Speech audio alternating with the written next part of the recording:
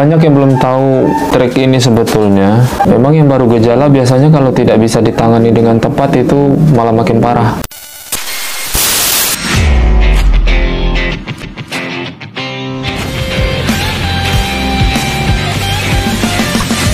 Oke teman-teman, kembali lagi bersama saya. Kali ini kita akan membahas pertanyaan teman-teman yang di FB atau yang di komentar-komentar video sebelumnya. Sebelum saya lanjutkan menjawab pertanyaan dari teman-teman, jangan lupa subscribe, comment, and like-nya ya teman-teman. Kali ini kita akan membahas tentang merpati kembung.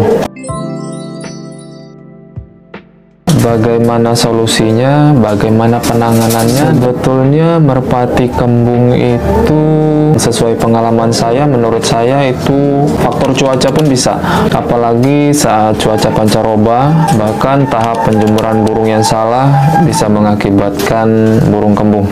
Penanganannya sebetulnya sangat mudah, cuman tergantung kondisi burung itu, ada yang sakitnya parah atau tidak, ada yang memang baru gejala. Karena gejala kembung ini burung tidak akan mau makan dan hanya mau minum saja.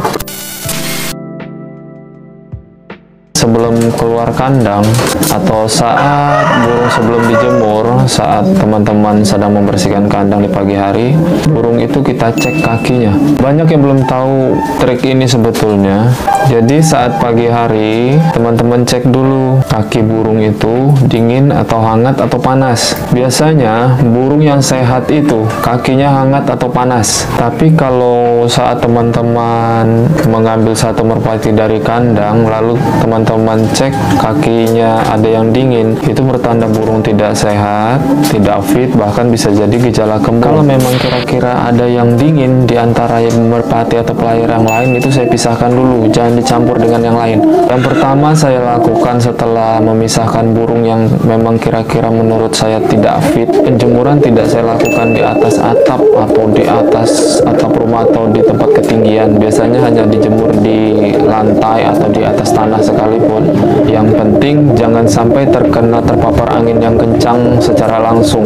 Kecuali memang burung itu sudah terbiasa dengan kondisi cuaca sekitar, itu tidak masalah. Tapi kalau burung yang tidak biasa dengan kondisi angin kencang saat penjemuran dan saat pancaroba seperti sekarang, itu sangat tidak baik dan tidak bagus, itu mengakibatkan kembung.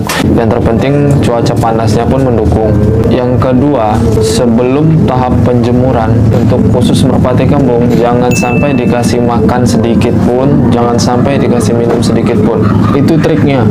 Jadi ini untuk yang mengetahui gejala ya sebelumnya ya.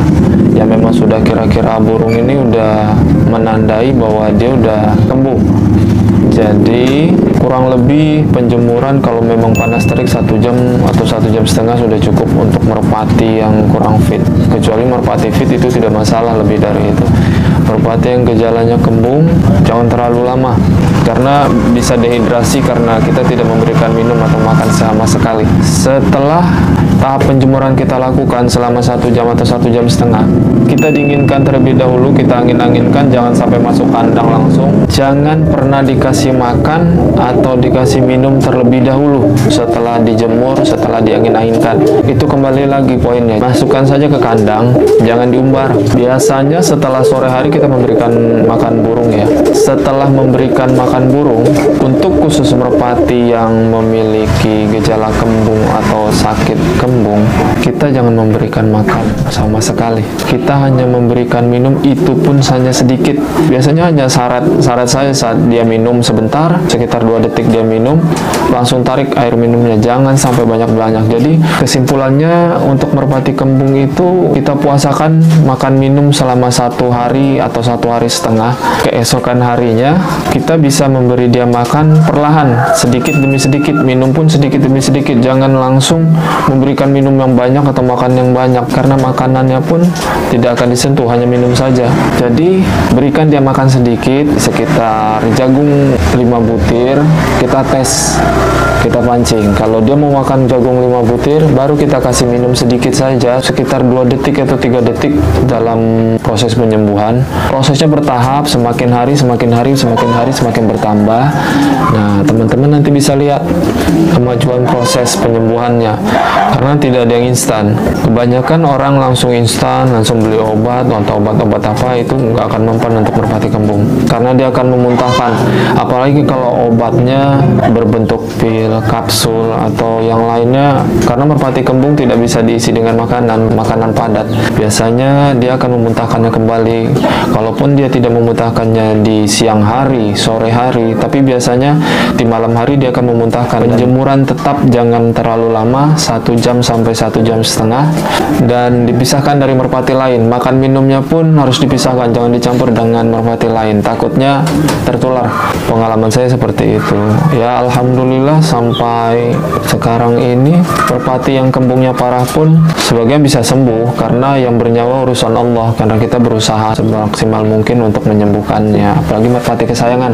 Jadi begitu penjelasan saya yang kali ini untuk membahas merpati kembung. Kalau sekiranya kurang jelas, silahkan ditanyakan di komentar, maka saya akan jawab. Untuk kawan-kawan, terima kasih atas pertanyaannya. Nanti kita akan membahas video selanjutnya tentang merpati hijau yang pernah Anda kawan-kawan tanyakan tapi belum saya jawab di video ini. Oke teman-teman, terima kasih banyak. Jangan lupa subscribe, comment, and like-nya biar saya semakin semangat untuk melanjutkan edukasi di merpati ini, untuk membahas semua masalah merpati, untuk berbagi pengalaman saya. Wassalamualaikum warahmatullahi wabarakatuh.